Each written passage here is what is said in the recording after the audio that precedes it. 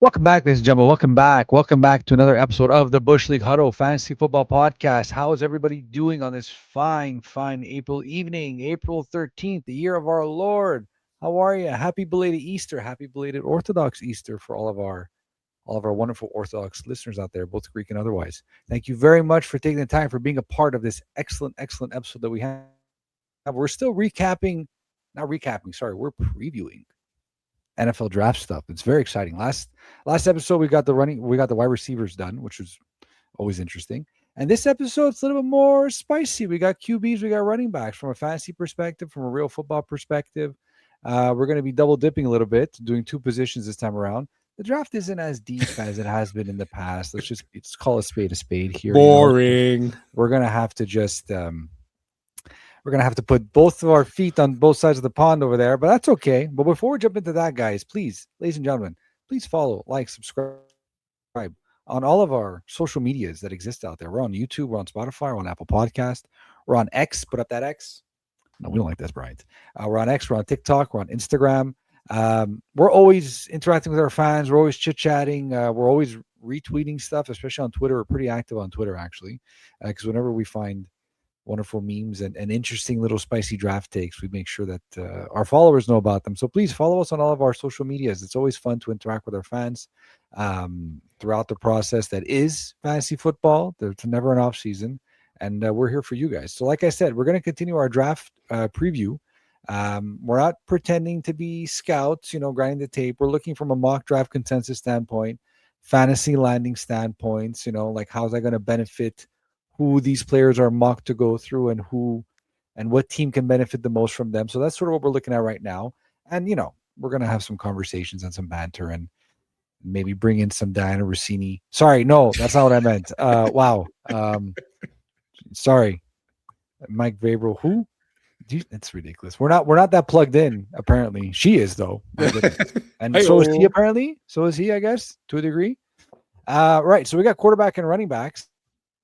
We're gonna get this party starting without further ado. We're gonna start off with the quarterback. So I guess, what do these landing spots mean for these quarterbacks? We're previewing, I guess, the top three. I'm gonna go over some honorable mentions. I'm gonna kick it off with, I guess, the most talked about quarterback of all of the quarterbacks in this NFL draft, Mr. Fernando Mendoza, Mr. LinkedIn looking for work, Mr. Kirk Cousins light, who will most likely be backing up Kirk Cousins proper. He's been previewed as the only quarterback that should be drafted in some scenarios, unless you're talking to what's his name there, Orlovsky. Orlovsky wants Ty Simpson to go first, which I can understand that perspective, but we're not going to get into that. We like Dano; he's a friend of the pod. Fernando Mendoza, quarterback out of Indiana, recently a Heisman Trophy winner, the NCAA football championship winner. Pretty much has every single accolade you would want, I think, as in a quarterback right now. He's being comped right now to Matt Ryan. I've seen comps to Kirk Cousins, obviously, and that's why it's hilarious that the Las Vegas Raiders actually happened to sign Kirk Cousins too. It's as if they're just cut pasting from one player to another. I've seen a floor comp to Sam Darnold, which I think makes a lot of sense considering Super Bowl winning quarterback. You can't go too wrong about that. And also, worst case scenario, looking at Jimmy G. I think the main draft scenario, I mentioned it before, I'm going to mention it again. I don't see how this guy goes anywhere else apart from Las Vegas. He's been mocked there by everybody and their cousin. I'd be very surprised if Vegas picks anybody else. It's a foregone conclusion. It's not happening. They've already had meetings. Like, if you could sign the player like we did in the past, he would already be signed. Yeah. I agree. I fully agree. I don't see him going anywhere else. It's kind of interesting. Because let's just assume he's going there. And will he start? We don't know. But let's just assume he's starting as well, just for the sake of conversation. Like, what does that really mean to the offense as a whole for Genty, for Bowers, even for Jalen Naylor, right? I mean, does a quarterback with the Matt Ryan style really raise the floor of this offense? Because he's very much like, if you look at the way he did in college, right? He wins a lot in structure. There's a lot of timing, a lot of RPO, a lot of play action. Now Clint Kubiak is going to have to tailor that offense to fit this quarterback, which, again, you compare him to Sam Darnold, and Clint Kubiak is coming from the Seahawks, where his quarterback was Sam Darnold. So there's a lot of commonalities, and you can see how there's a recipe for success, at least in the interim. My concern is that, and maybe I'm alone on the island like I usually am about this stuff. He has one good season in college. He has one good season. And after he changed program, went to Indiana, and the offense was the offense. There was a lot of first reads, second reads. Yep. Never really went to the third or the fourth reads. Good defense. Indiana had a very good defense. Very good defense. Very good wide receivers too. Very good wide receivers too. Absolutely. And some of them are probably going to get drafted this round. So I don't know. Like, I hope he does well. But I'm cautious with Fernando Mendoza in the NFL. The second season at Cal was still 68% completion, 3,000 yards, 16 touchdowns, 6 interceptions. It's obviously not the Heisman winning season that he had, but typically for college quarterbacks, it's less maybe just the fact that he had one really elite season. It's more the fact that he hit that magic threshold of, I think it's 25 or 28 starts that you typically want a college starter to have, and he's at 36 starts. So that's not really what concerns me. What concerns me, despite, if you look at all the positives, and Fab, you mentioned all of them, RPO passing, pinpoint accuracy at back shoulder. Like a lot of scouts are saying, he has a back shoulder that's very reminiscent of Aaron Rodgers. Accuracy, tough as nails. We saw in the national championship. Yeah. What concerns me is Clint Kubiak's offense. I think they were 45% under center. Fernando Mendoza took 2 snaps under center last year. 2. And the second thing that concerns me even more is the pressure to sack ratio was really, really bad. I think it was 38th out of 57 quarterbacks in like the Big Four conferences. That's really, really weak as well. So that kind of shows leads to the kind of lack of creativity, more of the Jared Goff type of comparison. Those are the things that concern me, considering, the Raiders' offensive line, yes, they have Tyler Lindenbaum, but there's still some offensive line questions. And the back shoulder aspect, well, that's great and all, but, there's Brock Bowers, there's still only Jalen Naylor, and he didn't really throw over the middle at all last year. That's like kind of the third concern that I have. So that, to me, is the reason why I think they're going to start Kirk Cousins. I think it's the right move. I agree.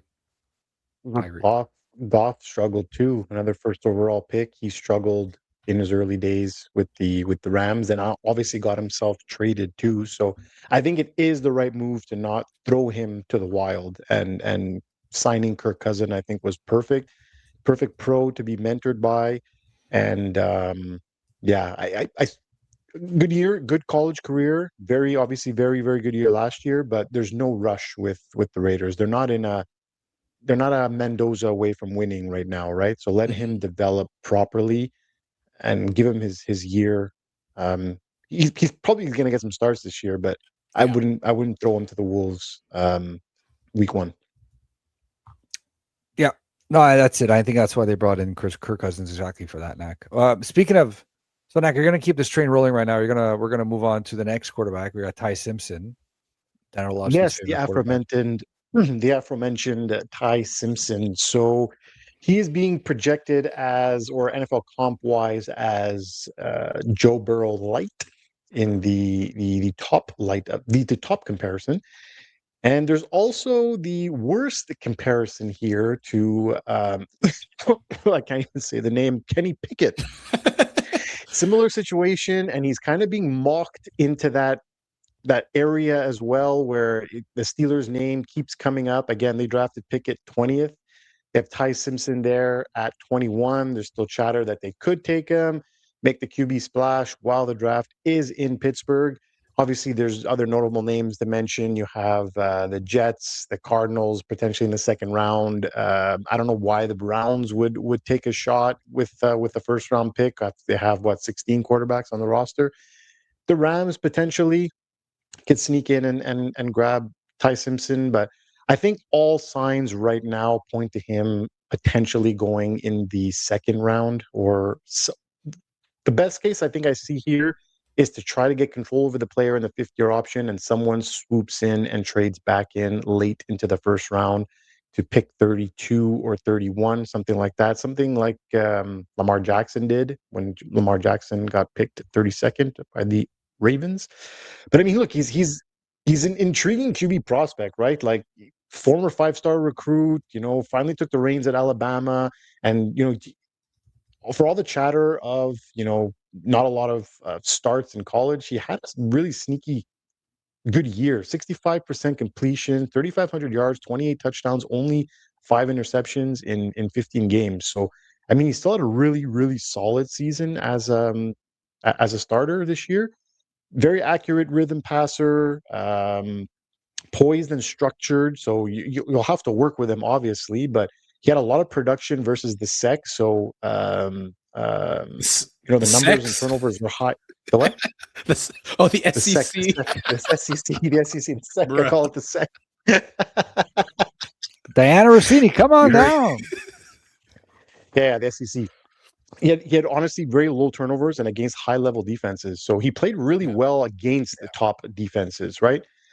Obviously, the cons, the 1 year starting, so that's obviously going to always be there. Only started 1 year. I think you mentioned it, Raj. Mendoza had 36 starts. That's what you're looking for in a college QB typically. But average physical tools, right? So he's not like elite. He's not that guy. Not huge arm talent. He's not the guy that's going to be, that Mendoza dog in him. That kind of, like you said, you showed in the national championship. He doesn't have that kind of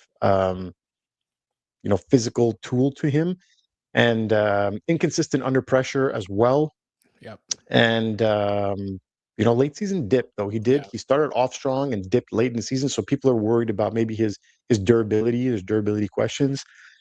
As far as a fantasy standpoint is concerned, I think there's zero fantasy standpoint next year, at least, because wherever he goes, I highly doubt there's any starter. I don't think he starts over anyone right now in any team he goes to.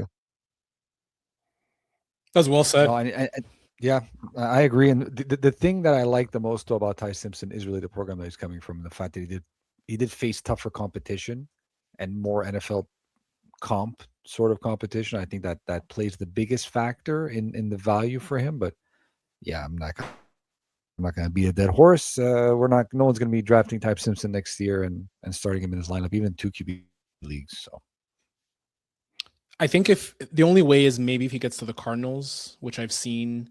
I mean, I don't think the Cardinals take him in the 3rd pick, obviously, but maybe in the 2nd round. I agree, Nak. Like the Browns doesn't make any sense. The Jets are looking at the QB situation in 2027, and I've seen the Rams as an option. Maybe with they did get an extra pick, I believe, from the No, they gave that pick away. Sorry. So that might be a 2nd round option as well. So I agree with you guys. Very, very tough to predict or to see him playing this year, unless maybe it's with the Cardinals or there's a bevy of injuries in that QB room.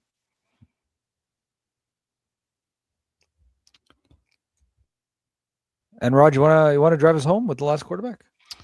Yeah, so I guess kind of similar type of career, similar type of even frame. We have Garrett Nussmeier, who come from LSU. So I think the funny thing with Nussmeier is that if he had come out last year, I think he might have had a better shot of maybe being in the 2nd round, maybe even flirting with the 1st round. He had a really solid year last year. This year, a lot of struggles due to an injury. If you look at his numbers, so last year he was at 4,000, just a shade over 4,000 yards, 64% completion percentage, 29 touchdowns, 12 INTs. This year his season was cut short. He has very much a gunslinger mentality. I saw a lot of comps with regards to him for maybe higher level Gardner Minshew.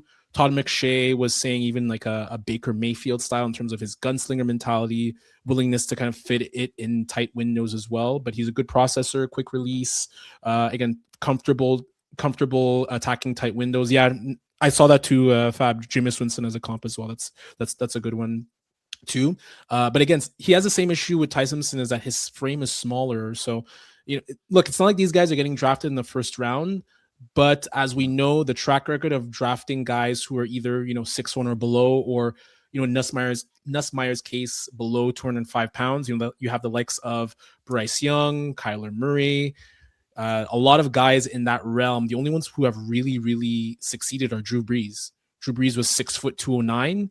Otherwise, anyone who's below that 6'1" mark or even below 205 pounds, which has also been kind of a checkpoint for QB sizes, it's been a big struggle. So in terms of where he could go, the Steelers have been floated around as well. Again, I think 21 obviously too rich. And then it becomes the similar type of teams that we've talked about, the Rams, maybe the Browns with the second in the second round. Maybe the Dolphins take a flyer. The interesting one could be the Saints because his dad is a coach, but maybe to be more of a backup option. But again, QBs, it gets to a point where you kind of draft QBs either in the first or second round, and if they don't get drafted in that range, you see them going like in the fourth, fifth, or even sixth round, because typically teams will draft obviously a starter in rounds 1 or 2 in other positions. They're not going to waste second round capital or third round capital if they're not going to start a guy just to keep him on the bench. So I think for Nussmeier, it's probably going to be a very hard situation for him to be drafted before day 1, I would say, or definitely even late day 2. A lot of these guys are going to start coming off the board after Mendoza. Maybe Ty Simpson, like I said, comes into the first round. He probably goes second round, but all these next QBs, I think third round, you're going to see a really like a flurry of them come off the board. Yeah. And, like you said, you look out for teams like the Steelers who have, 3 third round picks in this draft, so teams with multiple picks, especially in the third round, I think I could start seeing these guys. And I think there was I think I read there was some connection with Steelers coach name. Why am I blanking? Mike McCarthy? Mike McCarthy, yeah. He coached with his father or one of his family members, Nussmeier, and he remembers Nussmeier used to come on the sidelines and be around Mike McCarthy. So I think there was some links there as well. I wouldn't be surprised if it's one of the QBs that potentially falls to them in the third round. I think just one more thing to add is Simpson and Nussmeier. Simpson will take some time because of the 15 starts, the only having 15 starts. But both guys, their fathers were coaches. I think Ty Simpson's dad coaches at UT Martin, which is a smaller school in Tennessee. So both guys, they have dads who've coached for 20 years. So they know football, they know the game, they play it the right way. At very worst case, I'm sure they're potential backups or spot starters. But I think that goes. Those are things I from what I'm reading, scouts really appreciate about them, even if their ceilings aren't necessarily very high. I think Nussmeier will have a better NFL career than Ty Simpson. I think the injury derailed him, and he would have been a first-round pick if he would have had a similar season like he did in 2024. LSU was a very good program. Like, we all know that. Yeah. I would not be surprised. He's probably going to get a knock because he got injured. And I don't know what the injury situation is or how serious it is or if he's healthy or whatever the case may be. But wouldn't be surprised if there's a lot of value in Nussmeier.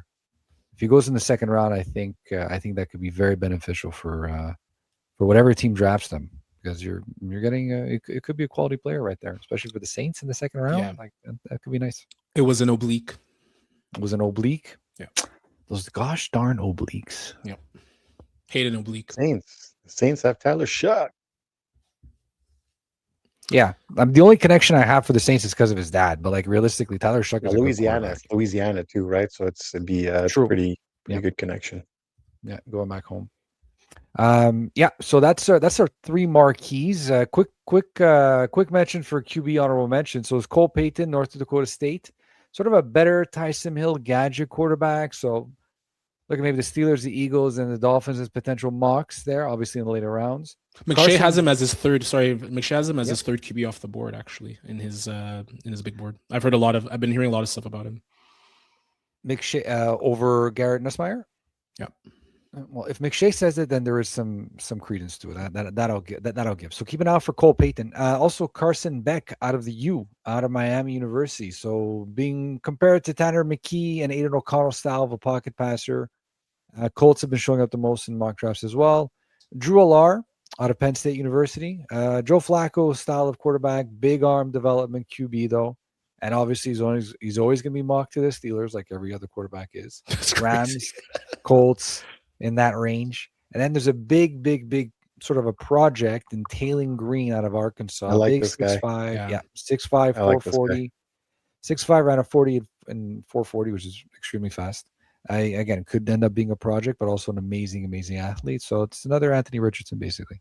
Um, No, he's I think he I'm started 4 kidding. years. I'm kidding. Yeah, yeah. I'm kidding. Respect to Taylor Green. Anthony Richardson. We'll I see know you next year. we talk about Nussmeier. I heard like Carson Beck to the Steelers. They're going to end up getting Drew Alar. It's just like it's one of Yeah. those that it's been written in stone for like 2 or 3 years. That's all you've been hearing. Watch them. That's who they end up getting as a quarterback in the draft this year. And I would just laugh because it's just been like everyone just has been Steelers, speaking about it for years. Steelers love their Pittsburgh. They love their Pennsylvania Yeah, kids. yeah. They really It's do. it's sad. Yeah, exactly. So those are quarterbacks, ladies and gentlemen. Now we're gonna switch gears a little bit and run on to the running backs. No pun intended, or pun intended, whichever you like. Roger's going to kick it off with the number one guy that everybody wants right now, who could be a potentially top five, even top 10, potentially top five pick. Raj. Yeah, I'm going to start off with Jeremiah Love, who a lot of the draft pundits have as their number one player on their big board. McShay actually has him graded 95 grade. I think the highest grade he gave a running back was Saquon Barkley. And then afterwards, maybe a little bit afterwards, was Bijan Robinson. And with regards to Jeremiah Love, if you look at his measurables, if you look at his speed, he ran an amazing 40 time of 4.36. He's an explosive home run threat. He's really good out of the backfield. He had an amazing season with Notre Dame, 1,200 yards, 6.9 yards per carry, 17 rushing touchdowns, and he still was able to add 28 catches for 237 yards and 2 TDs. So he has scored in a school record 13 consecutive games, and he had a 98-yard touchdown run in the college football playoffs. So from a comp perspective, best case scenario I've seen, and actually McShay provided this one, was a healthy Darren McFadden. So if Darren McFadden had lived up to his potential, which he had a really good rookie first few seasons, I also saw a bigger Jahmyr Gibbs, which is obviously that's an amazing comparison. And the one that I heard on a podcast with the Ringer Fantasy Football guys, Reggie Bush. So that's like a worst case scenario of Reggie Bush, who still had 2,000 or 3,000 yard seasons, was electric on the passing game and electric in the open field. That seems really like a really good option. Obviously, his only weak points from what I'm seeing is he could be a little bit bigger, and from a pass protection standpoint, he could tend to improve on that front. But he seems like a can't miss prospect at the running back position. Most scouts still kind of rated him behind Saquon Barkley and behind Bijan Robinson, but he's kind of right there from an elite standpoint at the running back position. In terms of where he's showing up, it's really going to be an interesting and fascinating aspect in terms of where Jeremiah Love gets drafted. I've seen the Titans, which is coming up the most. I picked number 4. Schefter was on McAfee's podcast saying that he thinks that the Titans could be a realistic option. There's obviously the Giants at 5. There's the Commanders at 7. I can't see him getting past the Commanders. However, I've seen even the Cowboys at 12, but they just signed Javonte Williams. So I don't know. What do you guys think? I think this guy's a can't miss prospect from a grading standpoint. Now it just depends on what do you think from a running back value standpoint, getting a running back that high, but him counting $10 to $12 million against the cap. Tough, man. It's tough. But if you hit on that talent, like a Bijan Robinson, a Jahmyr Gibbs, we have comps there to these types of players. They've got to hit like that type of player. If he doesn't hit like that type of player, it's way too rich for our blood. Or if you don't treat him as such, right? If he goes into the wrong situation. Now, the Titans, is that the best situation for him to come into in the NFL? Maybe. The Giants, I think the backfield is kind of muddied right now, right? There's a few bodies in there. There's Scadaboo. There's still the Singletary that's there. There's still Tyrone Tracy that's there. Is it really for them to start drafting a running back 5th overall? Not sure. And Washington, I think that's the sneaky one to look at. I think, like as you mentioned, they don't have they traded Chris Rodriguez is no longer there. You had They signed Rashad White. Yes, Rashad Yeah. White. He's more of like a third Yes. down type of back. So you need kind of like a back like this. So they're looking at they need a body big time, and their team is young. They got the young quarterback. Is it the right time for them to pick a running back that high? I'm not sure, but it's definitely my intriguing option. I don't. You're right. I don't think he gets past Washington talent wise, but a little hard to digest a running back that early. But even Washington, like they need a wide receiver more than they need a running back, in my opinion. Like they're Terry McLaurin has how many years left in him, right? And they don't have another stud behind that. And you want a younger wide receiver to start pairing with your young quarterback. Same argument for the running back. I don't know, man. Like I really hope the Giants don't draft him, not because I don't think he's a good player, just because we have other needs. The Browns, they just drafted a running back last year. Like it's hard to tell. It's hard to gauge where he's gonna go. The Titans make the most amount of sense for me, just They're not because ready. they're not. They're What I'm absolutely saying not ready. it's a weird team to go to, Yeah, especially like that high. Like if the Chiefs were picking yeah, fourth, like I would love for the Chiefs to have picked them and not for signed sure. obviously Kenneth Walker. Like a team that's more prepared. This team is it's super young. Like the quarterback's got to develop. It's they need wide receivers too. Like it's not a foregone conclusion over there. There's a few mocks that have the Cowboys trading up to 3. There was a mock that had the Seahawks. It's an older mock that had the Seahawks trading up to 3.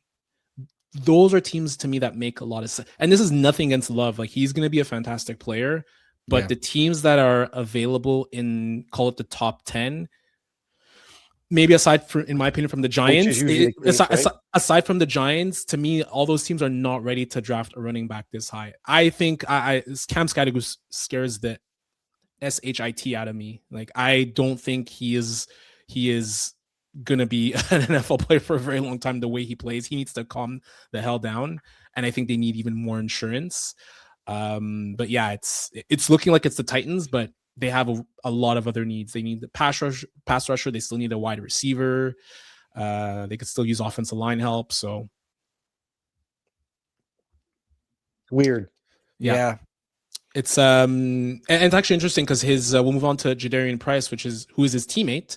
Yep. Fab, tell us about Jadarian Price, and could there maybe be some value in not taking Love and taking Jadarian Price instead at a later pick? Sorry. I think he's gonna go in the later rounds as a later pick. I don't think he's gonna get there, and I don't think he's gonna be there in the first round. Like I don't think he's been drafted in the first round. Again, like the running backs are a little bit like quarterbacks, where it's like you have one top tier guy, and then everybody else is sort of just like potentially depth or a project and all that. I think Jadarian Price falls into that. Like, listen, he is electric. You get him in space, and you can see the guy cook. He's been comped to Aaron Jones. You've seen a little bit of Devon Achane from an explosiveness standpoint, which is always very exciting. But really, that's sort of when it ends, like from that architect. Listen, he shared a backfield with Jeremiah Love. So there's that to consider, but he did average about 6 yards per carry all throughout college. Last year, he had 11 touchdowns too, which was really good. From a combine perspective, he ran a sub 450 40-yard dash. So the guy's quick, a 1.16 yard, 1 yard, 10-yard split. He has that home run speed. He has the burst through the hole. He has that juice in space. Get him outside zone, get him in space. He's going to cook, right? That's sort of what you're looking at right now. And right now, he's being mocked to Seahawks at pick 32, which I like because he would be. It's more of a committee style of running back for him. He's more of the RB2, 1A to the 1B. You know what I mean? Like he's not going to be your bell cow. There's some concerns with him from a pass pro perspective, and we all know how head coaches don't like rookie running backs that kind of do a lot of good pass pro. So I think the value for him is going to be much more in a committee standpoint. And if you're looking at a committee running back, he's not getting drafted in the first round. He's going to be a day 2, day 3 guy. And I think this just falls into everything else we've been seeing from other running backs as well. Like he could provide some value to an offense as a particular piece to that offense. But I think that's where we're looking at right now. I mean, he's being suggested to be mocked to the Broncos, to the Texans, obviously the Seahawks too. Texans could be interesting, but I don't know if you're going to be relying on Jadarian Prince next year from a fantasy perspective. Yeah, last year's running back class was really good. Yeah. We've seen obviously the kind of re-apex of the running back position, so it'll be interesting to see where Price lands. But that was a really good backfield. He 1,400, I think Fab, you said 1,400 yards across 2024, 2025. That having Price and Love in your backfield is really impressive. It was a crazy fun year to watch in that backfield, that's for sure. Yeah, totally. Nak, what can you tell me about Mike Washington? He's coming up in most big boards as the number 3 running back in a lot of scouts' boards. Yeah, he's a actually pretty biggish running back, 6'1", 220 pounds. And he broke out at Arkansas in 2025, over 1,000 yards, 8 rushing touchdowns, 28 catches as well, after transfers from both Buffalo and New Mexico State. And honestly, he turned that production into some real buzz at the combine. 4.33, 40, 39 inch vertical, and perfect 10 RAS, relative athletic score.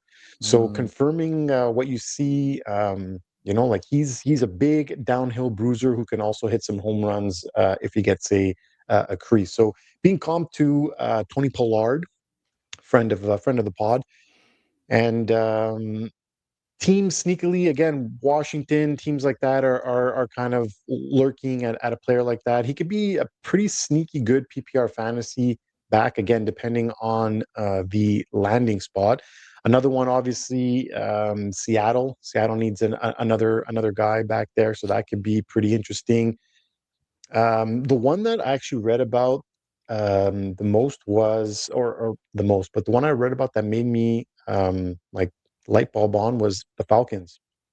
Could be a sneaky good landing spot for him. He's got, exactly. So pros on him: elite size and speed combos. Like I mentioned, 6'1", 220 pounds, decisive and physical runner. That big playability he could have. He's that home run hitter that could happen on any play, and he's got that receiving upside. He caught 28 passes in 2025. The real knock on him, though, is the ball security. So a lot of fumbles, and it's a big issue. So gonna have to fix that in the pro game. His pass protection and third down work as well.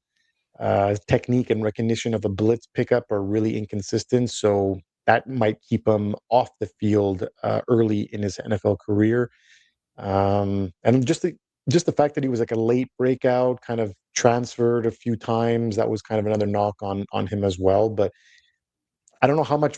Again, it's going to depend where he lands this year and in terms of fantasy value. But another guy who's going to be available probably in round 3 or later, not before that. I'm curious. Just if we just go back to one thing with Mike Washington, just looking at him and his comp, he reminds me of Trey Benson.